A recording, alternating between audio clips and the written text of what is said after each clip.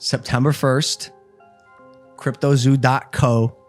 I'm going to tease it. That's all I'm going to say about it now.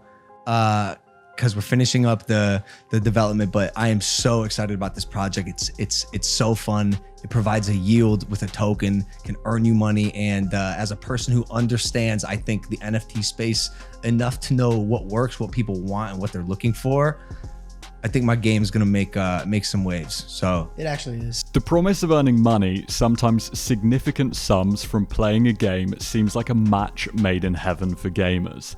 And that's exactly what play-to-earn crypto games have been promising for years at this point.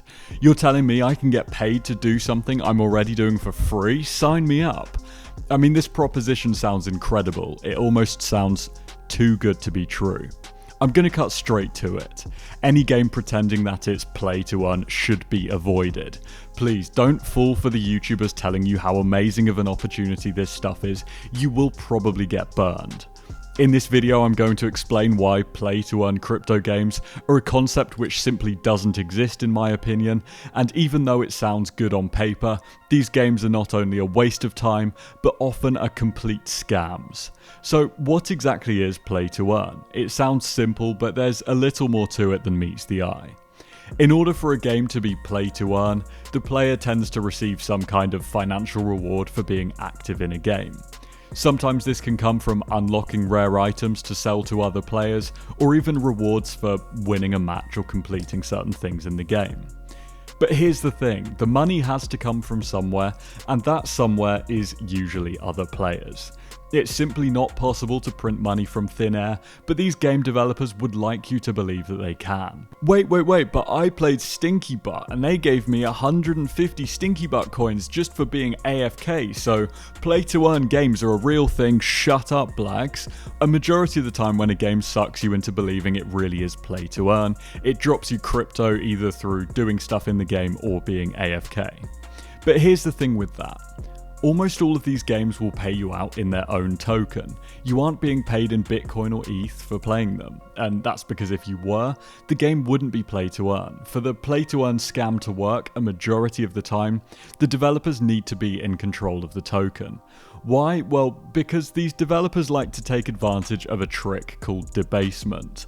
Let's say that Stinky Poop coin has a market cap of $1 million, and there are 1 million Stinky Poop coins in circulation. So, logically, one poop coin is worth $1. But you just did something in the game which you earned a ton of Stinky Poop coins for. Well, how are they going to pay you? They will probably decide to mint new tokens or distribute them from their own holdings, which increases the supply. So let's just say you did something amazing and you got paid out 10,000 poop coins. This will have added 10k onto the poop coin circulating supply. So now instead of Stinky Poop coin being worth $1, it's slightly decreased in value to around 99 cents. This transaction increased the supply of Stinky Poop coins, but no new money has entered the market on the other side, and therefore Stinky Poop coin has now decreased in value. Debasement is a basic concept, which can be seen in the actual financial world as well as gaming. One of the most common examples of this taking place is in the stock market with dividend payments. When the company decides to pay its investors a dividend, it tends to do this by issuing more shares. This in turn decreases the value of each share in proportion to the dividend payment. It's simply not possible for an asset to generate money from nothing. The money has to come from somewhere. Another example of this can be seen throughout history with fiat or real currencies.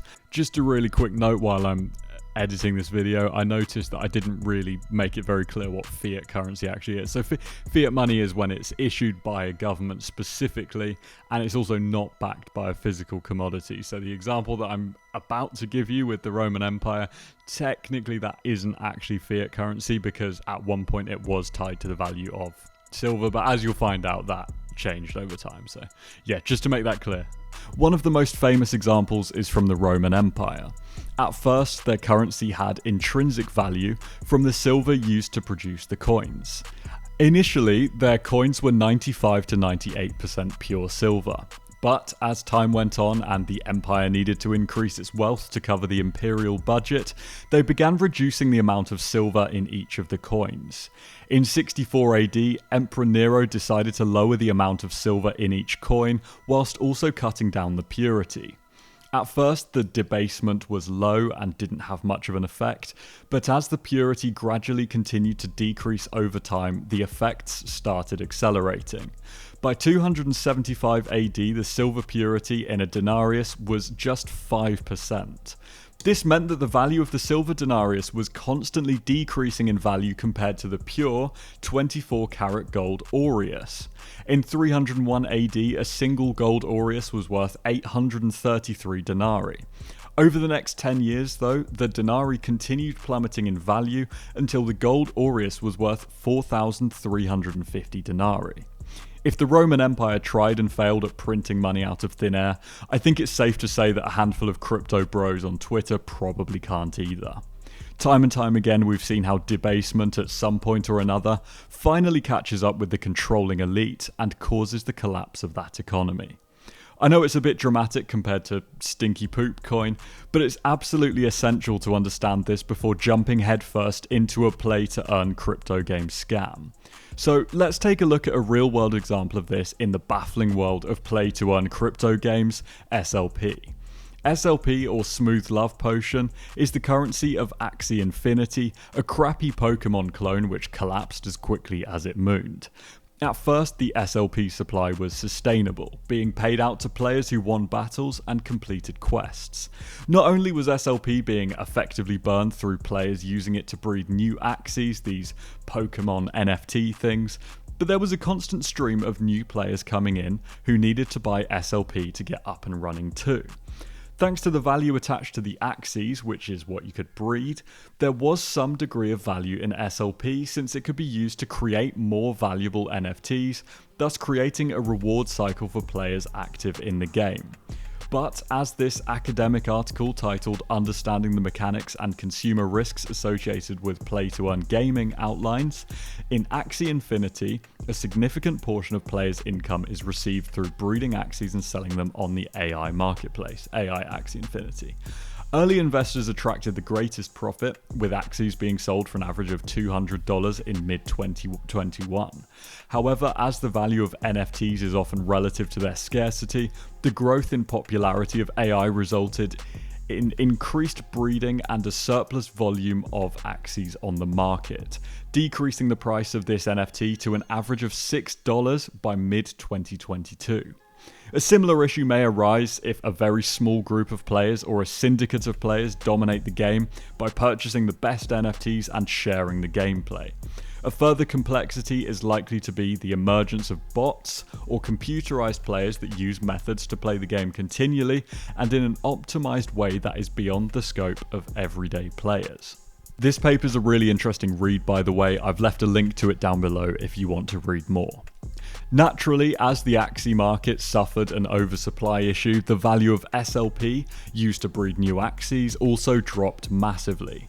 With no one bothering to buy up SLP to breed new Axies, paired with a constantly increasing supply, the supply of SLP is technically infinite, by the way, the token became next to worthless. Despite Axie Infinity's attempts to prevent hyperinflation of SLP, they lacked the foresight to realize that it could have actually been the hyperinflation of Axies which would cause the downfall of the game. And of course, with diminishing returns, you see a mass exodus of players, which in turn further decreases the value of the token and its NFTs, which causes an extremely nasty downward spiral. The paper also covers another major issue with play-to-earn games under the heading Extrinsically Motivated Gameplay and Grinding.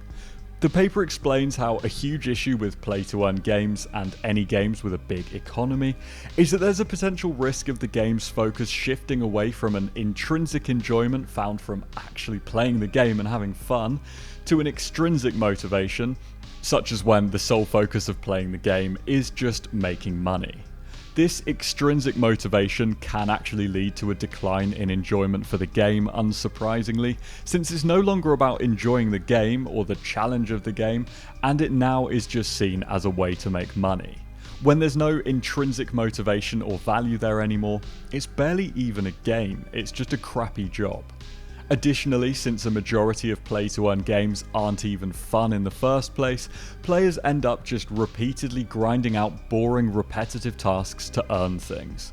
This is not only an issue plaguing play-to-earn games, but also just the wider gaming world at the moment, which has definitely led to a decline in quality in many games without a doubt. One such example of a non-play-to-earn game having this issue too is many of the clicker games found in Roblox. In these games, you just repeatedly spam out a menial task like clicking on a button in order to upgrade yourself and then do the whole thing all over again, basically forever. Playing these types of games for long periods of time is the equivalent of running in a hamster wheel for hours. It's just completely meaningless and isn't even fun. Since almost every play-to-earn game in existence isn't fun, and players are only extrinsically motivated by the promise of financial rewards, if these rewards begin to dry up, the entire game's economy begins to crumble and leads to mass abandonment of the game. Time and time again, we see these utterly meaningless, horribly designed games pick up traction as a flavour of the month get-rich-quick scheme, only for the players to quickly discover the proposition was simply too good to be true. But it's not like these players are getting off scot-free, with the only loss being a few hours of their time.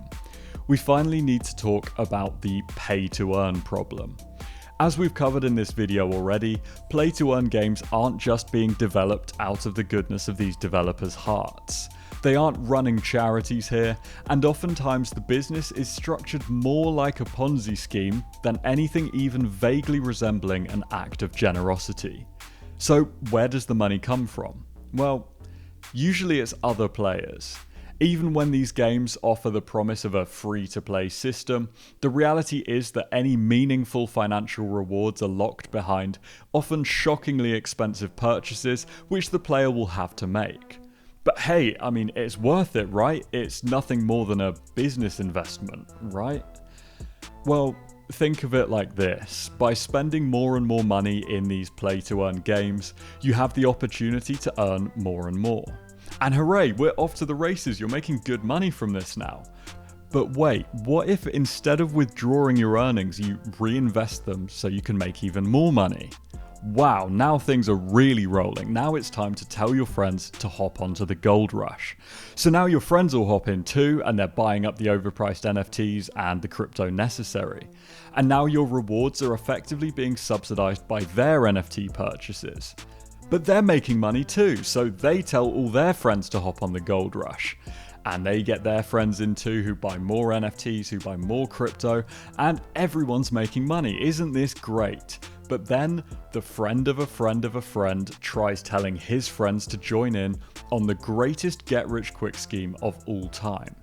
But his friends turn around and say, "Hey man, I've been playing this for months already." We all have. We've all been playing the game for months. And now the players start to dry up.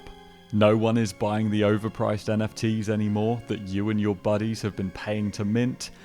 And no one is buying the token that you hold millions of, since there is no demand. And that is when the Ponzi scheme collapses. All of the potential avenues for finding new victims are exhausted, and the entire scheme comes crashing down, only for you, your friends, and their friends too, all to be down hundreds or thousands of dollars each on your NFT investments that you all made. This sounds an awful lot like a Ponzi scheme to me.